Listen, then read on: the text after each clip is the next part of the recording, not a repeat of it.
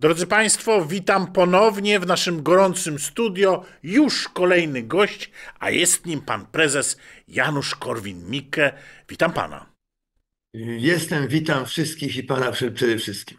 Panie prezesie, dzisiaj kilka trudnych pytań mam do pana. Pan Wow. oczywiście nie wierzy w sondaże i ja to rozumiem. Często okazywało się, że te sondaże są mylące, no ale te ostatnie, w myśl zasady, jak ci dwóch mówi, że jesteś pijany, to idź się połóż, pokazują z jednej strony bardzo dobry wynik Konfederacji, ale z drugiej strony bardzo dobry wynik Platformy Obywatelskiej, zwanej w tej chwili Koalicją Obywatelską. A zatem, panie prezesie, jak pan uzasadni, że mimo takiego, a nie innego rządzenia, my tutaj dużo mówimy o tym, jak Platforma rządzi i chyba nie trzeba naszym widzom tutaj więcej słów na ten temat, więc mimo takiego rządzenia, takiego dwuletniego okresu, z takimi podsumowaniami, Platforma idzie świetnie, ale i, ale i Grzegorz Braun i Konfederacja Korony Polskiej No to mają się właśnie wszystko świetnie tłumaczy to, że PiS-owi spada. kosztem PiSu, właśnie. Kosztem PiS-u. Wszystko idzie kosztem PiS-u w tej chwili. No tak, ale kosztem PiSu to znaczy, że ludzie przekonują się, no bo dlatego mówię o tych dwóch biegunach owych sondaży. Ludzie przekonują się do tego, że ta platforma nie była taka zła, czy nie jest taka zła, jak pan myśli?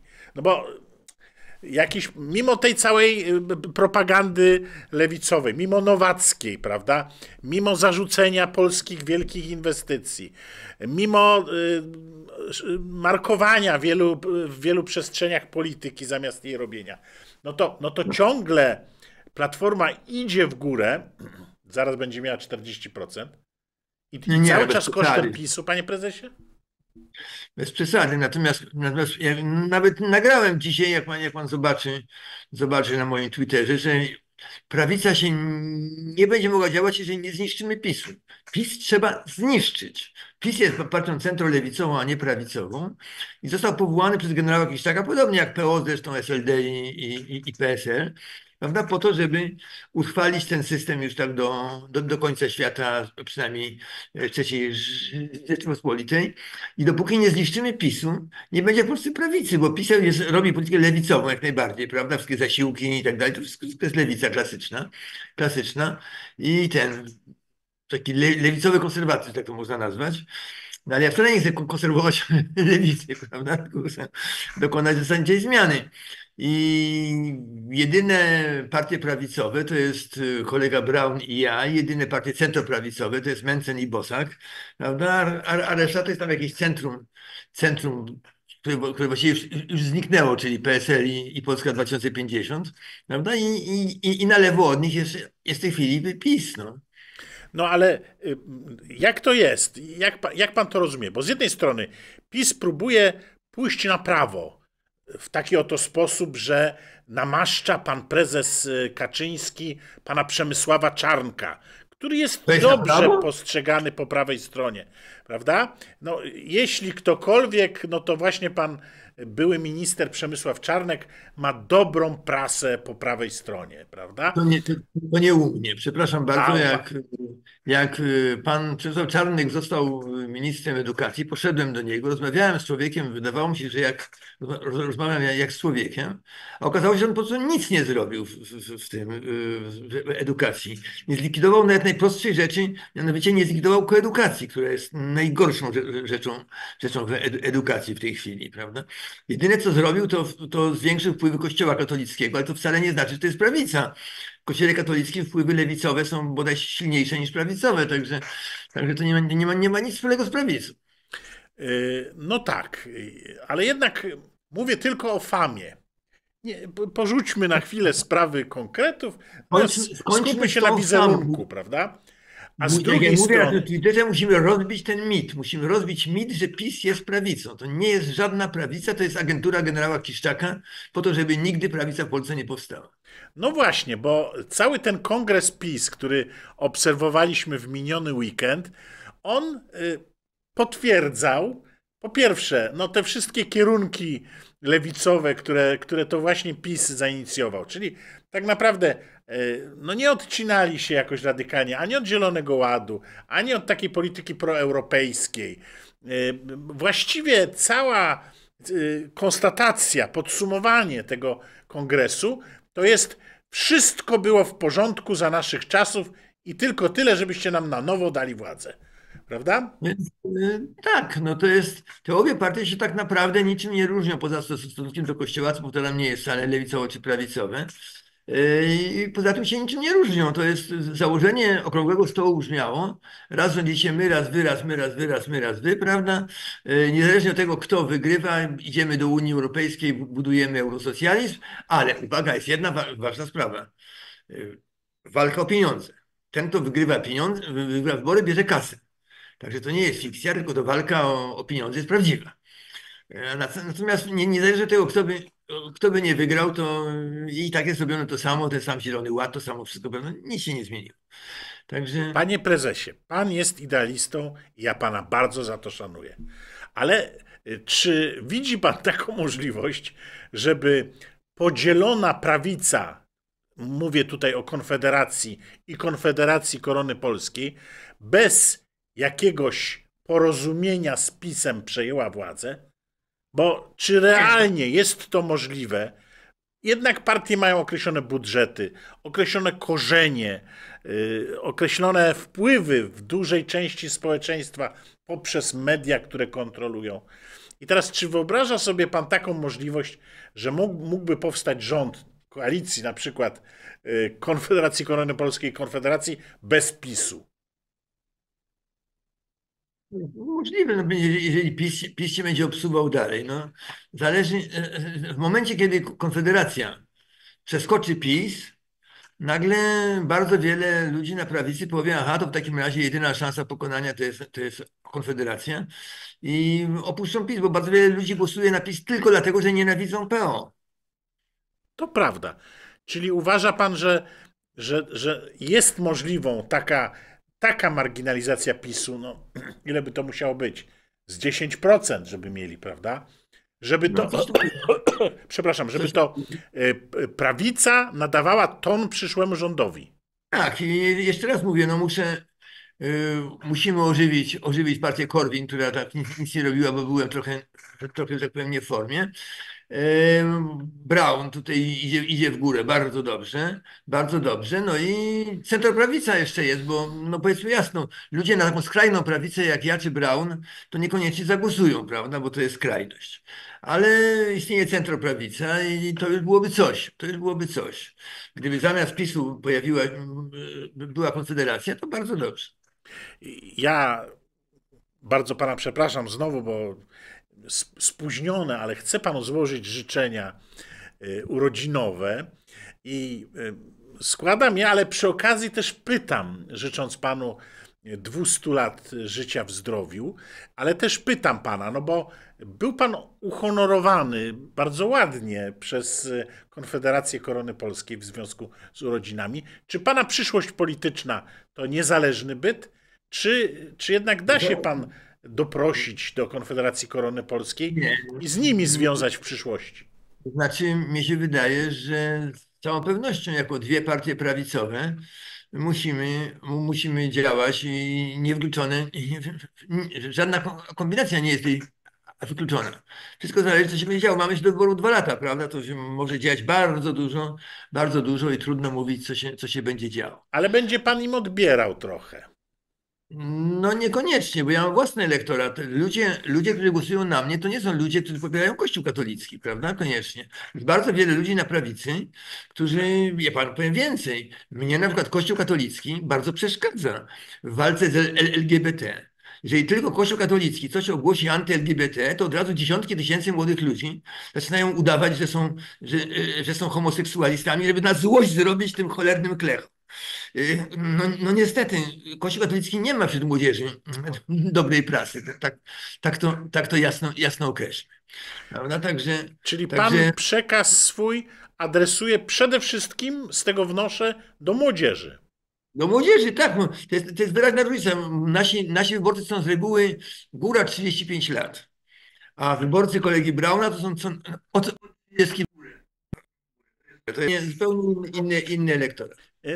No niekoniecznie, bo te dane z kampanii prezydenckiej pokazywały, że i w młodszych grupach mają bardzo dobry udział. No nie, no, ale to myśmy zdecydowanie popierali kolegę Brauna, prawda?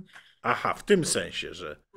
Przypomnieć, myśmy bardzo zdecydowanie popierali kolegę Brauna. No, kogo mieliśmy popierać, prawda? Najpierw kolegę Brauna, a potem żeśmy popierali jego ekscelencję Karola Nawrockiego. Nie też z wielkiej miłości, tylko po prostu dlatego, żeśmy się bali, że już jak wygra pan Trzaskowski, to będzie podpisywał wszystko, co jest w tej Unii i to jeszcze będzie więcej. Przecież to, co on tam nawygadywał w tej Argentynie, gdzie on tam był na tym zjeździe burmistrzów, prawda? To co tam, prawda? No to coś przerażającego zupełnie. Ja zadałem panu parę miesięcy temu pytanie o rosnącą liczbę różnych zamachów terrorystycznych, podpaleń, zatruć wody. Ta liczba rośnie. Wtedy pan zbył moje pytanie i powiedział, że wie pan, no coś tam się może pali, ale nie przywiązywałbym do tego wagi. No ale no, jak mówię, jest tego coraz więcej. Coraz więcej osób też niepokoi się tymi sytuacjami. To już kilkadziesiąt wodociągów zatrutych w Polsce, to już kilkadziesiąt przypadków podpaleń. To jest wzrost kilkusetprocentowy rok do roku w stosunku do 2023, bo w zeszłym też było sporo takich przypadków. Co by to miało zrobić? Ostatnio jakichś 3 Ukraińców skazano. Ja się pana pytam, czy można to wiązać pana zdaniem? Pan ostatnio tego nie chciał potwierdzić, ale czy można to wiązać z jakimiś próbami wciągnięcia nas przez Ukrainę do wojny, a może z próbami rosyjskimi prowadzenia wojny hybrydowej? Nie mam zielonego pojęcia, co by to miało znaczyć, bo przecież jeżeli by wyszło na jaw, że to robią Rosjanie, to by to spowodowało niechęć do Rosji, a nie sympatię do Rosji, więc po co by Rosja miała to robić? Ale gdyby to robili Ukraińcy, no to właśnie będzie niechęć do Ukrainy. I to jest rzecz pozytywna, bo Polacy mają w tej chwili, to już są, ja już tych ludzi nazywam po prostu ukraińskie podpaski, prawda? Które wszystko, co powie Ukraina, to od razu nawet komunikaty wojenne uważają za prawdziwe. Prawda? Mimo, że przecież Ukraińcy, muszę powiedzieć tutaj, że na przykład wyrzucili tę panią, która mówiła tę propagandę, że to Rosjanie gwałcą tam niemowlęta i coś tam, i Ukraińcy ją wyrzucili. a to już z górą rok temu, prawda? Rok temu, tak. Tak samo przecież szef GUR-u, czyli głównej rozwiedki, prawda, ukraińskiej, miał na tyle, to jest naprawdę, to jest morderca, to jest zabójca. Ale to jest uczciwy człowiek. I on na przykład powiedział, że on ma dowody, że śmierć Nawalnego to nie Rosjanie zrobili. Także to jest ciekawe było, gdyby się okazało, że to on zrobi, żeby zwalić na Rosjan później, ale to coś o tym mógł wiedzieć. Także to jest ten. No ale właśnie w takiej sytuacji, rozumiem, że nie chce pan wprost odpowiedzieć na to pytanie. Nie, bo ja nie wiem, co się dzieje. No, nikt z nas nie ma takiej wiedzy. Widzimy nie mam tylko pojęcia. rosnącą Ukraińcy liczbę. są najbardziej podejrzani, bo oni mają tutaj miliony ludzi w tej chwili. No właśnie. Wśród nich niech tam co tysięczny będzie agentem, to już mamy 3000 agentów, to jest Tak. komu podpadać. No, pierwsze, co może wpaść do głowy myślącemu człowiekowi, no coś tu jest nie w porządku. No i kolejne pytanie, które się z tego rodzi, no bo mając już te, powiedzmy, przebywających, bo to są różne dane, tych pracujących z rezydentów to mamy 1,5 miliona, ale tych tam spóźnionych turystów, różnych tam, wie pan, co to już nielegalnie są, a kiedyś byli turystami w drodze przejeżdżających przez Polskę. No mamy u nas na terenie 4 miliony. W zeszłym roku MSW informowało 3 700 000. W tym roku ta liczba z pewnością wzrosła ponad 4 miliony. A zatem, czy no nie widzi pan tutaj jednak pewnego zagrożenia? egzystencjalnego dla Polski. No bo my mamy z Ukrainą i różne interesy gospodarcze, i jakieś zadawnione historyczne. I teraz mamy 4 miliony tych ludzi, którzy buntują się i żądają różnych dodatków socjalnych, bo będą coś tu nam podpalać. Pani Panczenko tak mówi. A zatem jak powinniśmy tą sprawę ukraińską pana zdaniem rozwiązać? No, osobne sprawy. Proszę zwrócić uwagę, że mam sygnały z Ukrainy, że na Ukrainie się o tych ludziach, którzy przyjechali do Polski i siedzą na tym, się bardzo źle o nich mówi. Właśnie się pogardza nimi jako tymi, którzy żyją z zasiłków i tak dalej, to się ich opluwa raczej. To nie są jakoś ludzie na Ukrainie dobrze widziani. I odwrotnie, oni tutaj uciekli, bo wcale nie chcą, nie popierają jego ekscelencji Włodzimierza Zełenskiego, prawda? Więc to trzeba odróżnić. Druga sprawa to są sprawy, jak powiem, rolnicze. Otóż ja tego nie mogę zrozumieć. Lat temu 120 Polska, na przykład Małopolska i jednocześnie Galicja Wschodnia, czyli tam jeszcze daleko za Lwów, prawda, przecież sięgała do Równego, prawda, i dalej. I nikt nie protestował przeciwko importowi zboża z Ukrainy do Polski. Przeciwnie, ludzie się cieszyli, że jest z czego robić chleb. Problem nie polega na tym, że jest na imporcie zboża z Ukrainy. Problem polega na tym, że nasi rolnicy mają rzucane kłody pod nogi przez Unię. Więc problem nie jest w Ukrainie, tylko problem jest w Unii Europejskiej, prawda? Znaczy, to nie Ukraina nam coś robi, to nie Putin nam narzuca zielony ład, tylko Unia Europejska, prawda? Zdajemy sobie sprawę, że wrogiem naszym jest Unia Europejska, niestety.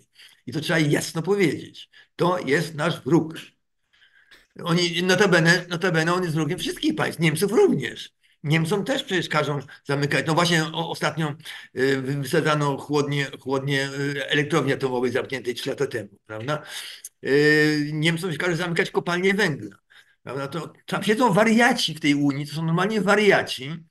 I cała Europa siedzi i słucha tej bandy idiotów, którzy najchętniej by nie jedli mięsa, prawda? Bo to jest coś strasznego, świerszcze albo coś w tym guście.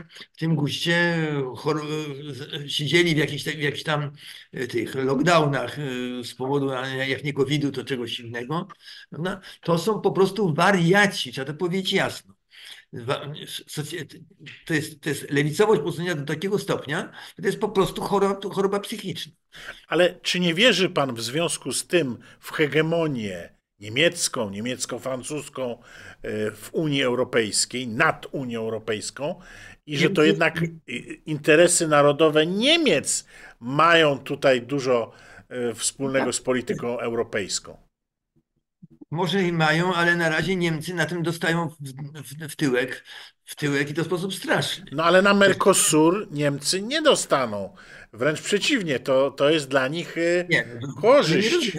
Ale my na Mercosur też nic nie tracimy. A co my tracimy na No Mercosur? my stracimy, Ja się nie boję. znaczy polskie rolnictwo stracimy. Nie straci, proszę pana, koszt transportu z Argentyny jest taki, że pokryje spokojnie tę różnicę. Ja pamiętam, jakie były wielkie wrzaski, jak zawarliśmy układ z Kanadą. Nie pamięta pan? Było. Ja pamiętam.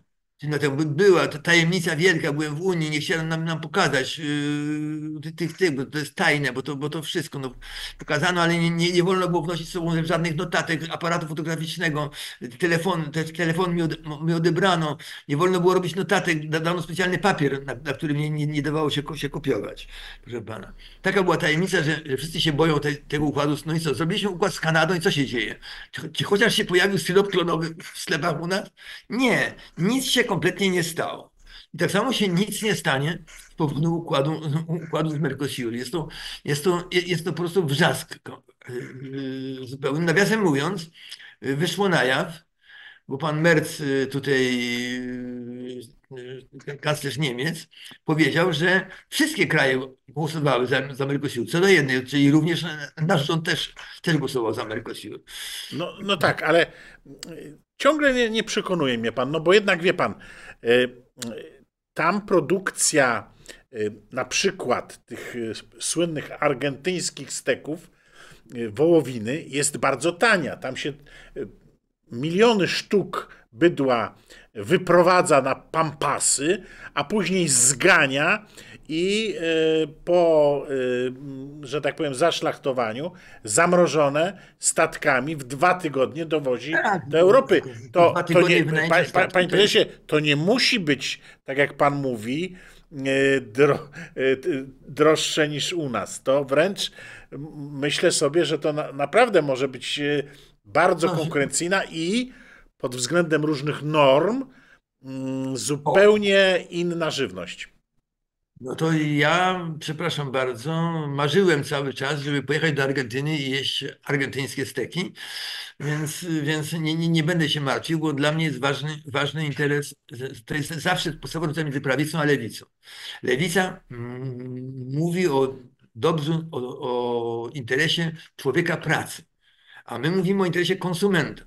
Nas interesuje konsument. Żeby konsument miał, zwracam przy tym uwagę, że jeżeli się sprowadzi z Argentyny tanie zboże, tak?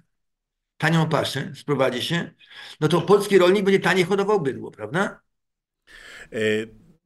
Problem jest bardziej skomplikowany. Jako pasjonat rolnictwa, posiadający własne gospodarstwa, bardziej bym to zniuansował. To nie jest taka zero-jedynkowa sprawa. Zboże z Ukrainy jest bardzo tanie i bardzo złej jakości. Ono nam tutaj wywróci jakość, wywróciło już tak naprawdę jakość. Ja nie widzę żadnej różnicy w chlebie ani w bułce, którą jem. Nie widzę żadnej różnicy. To w krótkim terminie pan tego nie widzi, ale w długim terminie, biorąc pod uwagę całą tablicę Mendelejewa, którą pan zjada w związku z tym, że jest tańsze zboże z Ukrainy, ale to jest jeszcze inna sprawa, bo akurat w naszym jedzeniu zbóż jest około 20% zbóż jest hodowanych na jedzenie. 80% jest na paszę. No właśnie, Jakość i właśnie tych jak zbóż jest wychodzi w mięsie. tanie zboże, tania pasza, no to hodowcy bydła mają raj. Ale rolnicy wtedy z dobrej jakości polskim zbożem, ci, którzy produkują roślinnie, są w produkcji roślinnej, prawda, to oni bankrutują. I to widzimy właśnie. To w tej chwili... Jak to jest zboże, jak to jest zboże dobrej jakości, to niech eksportują jako zboże dobrej jakości i biorą za to o połowę więcej. Ale to nie jest takie łatwe, bo dokąd eksportować, skoro Ukraina produkuje 5 razy więcej, 3 razy taniej. No, tu się temat niestety zamyka. Ale tak było zawsze. Ukraina był spichlerz Europy, prawda? I kiedyś przecież to Polska zajęła te tereny. No dobrze, a jeżeli byśmy napadli teraz na Ukrainę, podbili Ukrainę, po prostu, bo tam Rosjan sobie weźmie te tereny rosyjskojęzyczne, a my bierzemy całą resztę Ukrainy. No i wtedy byśmy mieli zboże z Ukrainy bez żadnych ceł, bez żadnych ograniczeń, prawda? Co, byłaby tragedia jakaś? Tam są agroholdingi, które nie należą przeważnie do Ukraińców. To są duże przedsiębiorstwa. Właścicielami są Amerykanie i Niemcy. Jeszcze musielibyśmy się z nimi poukładać, panie prezesie. Dlaczego mam się z nimi układać? Co ja mam się układać? Co to jest do diabła, że polityk ma się układać z handelsami? Producenci mają produkować, a my mamy rządzić. Co to ma do rzeczy? Niech konkurują między sobą. Jak zbankrutują, to nie nasz interes przecież. Muszę już zakończyć naszą rozmowę, choć chciałbym jeszcze trochę na ten temat z panem porozmawiać, a zatem zapisuję się nie na zgadzam, następny że rząd ma uwzględniać interesy ludzi pracy, czyli tam robotników, kapitalistów i tak dalej. To są ludzie pracy. Mnie interesuje konsumenci. Żeby konsument miał tanie buty, tanie przyjazdy koleją, mnie w dupie mam interes kolejarzy. Ważne jest, żeby bilety kolejowe były tanie. I to jest istotne. Czyli kolejarze na pana prezesa nie zagłosują. Ale to wszyscy ludzie pracy na mnie nie zagłosują. Ale każdy jest konsumentem również. Mnie to akurat martwi, bo chciałbym, żeby pana partia rosła w siłę, ale no, są pewne obiektywne przeszkody, jak widzimy. Muszę kończyć. To jest problem rzeczywiście, polegający na tym, że kolejarz widzi, bo dostaje naraz, zarabia na tym 1000 złotych, a w dopłatach do szewców, krawców, rolników i tak dalej zabierają mu 1200, bo tego nie widzi. On tu dostaje 1000 całości, a to mu zabiorą 30, tam 20, to i on tego nie widzi. I to jest problem. Niech tak zostanie z tą puentą. Żegnam pana prezesa, bardzo dziękując mu za udział w dzisiejszym programie. A państwa bardzo proszę, jeśli uznaliście, że ten program ma sens i wniósł on coś do państwa wiedzy, na dole w mediach społecznościowych znajdziecie link do Buy Coffee. Wesprzyjcie nas, a jeśli oglądacie nas w sieciach kablowych, to bardzo proszę, dodajcie nasz kanał do ulubionych. Piotr Barełkowski, dziękuję bardzo.